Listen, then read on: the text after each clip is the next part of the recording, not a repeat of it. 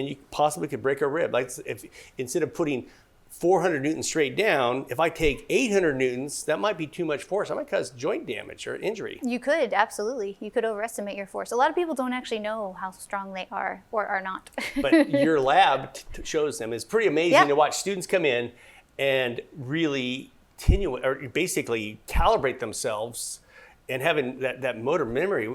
What have you experienced in that lab? Yeah, so we actually will break it down. We have different parameters, and they'll say, here's how much preload you have, or how much did you push in before you add the impulse. We have how much force did you apply and how fast did you do your adjustment. So let's say that you like a really firm adjustment because you're like, yeah, you got to really get my thoracic spine. I need 800 newtons. Well, it's my job to coach the student to be able to get that force output in a manner that they won't hurt themselves and that they have a good understanding of how to do that.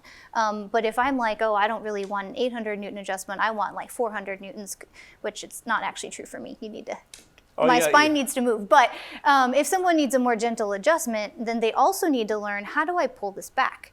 And so my favorite thing in that lab, aside from watching students grow really quickly in their development, is when they come over from the clinic and they say, Doc, I've got this patient, and this patient, I cannot adjust them for whatever reason. And I say, all right, in your mind, put your patient on the table. This mannequin is now your patient. And close your eyes, picture your patient. Show me what you did. And we turn on the computer and we get the data and they do their adjustment. And then we take a look at what happened and what their goal is.